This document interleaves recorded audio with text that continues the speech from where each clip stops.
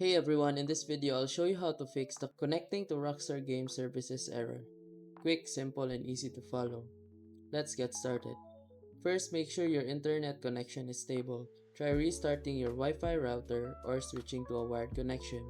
A weak or unstable network is one of the main causes of this issue. Next, uninstall the Rockstar Games launcher. Once that's done, head to the official Rockstar Games website and download and install the latest version of the launcher.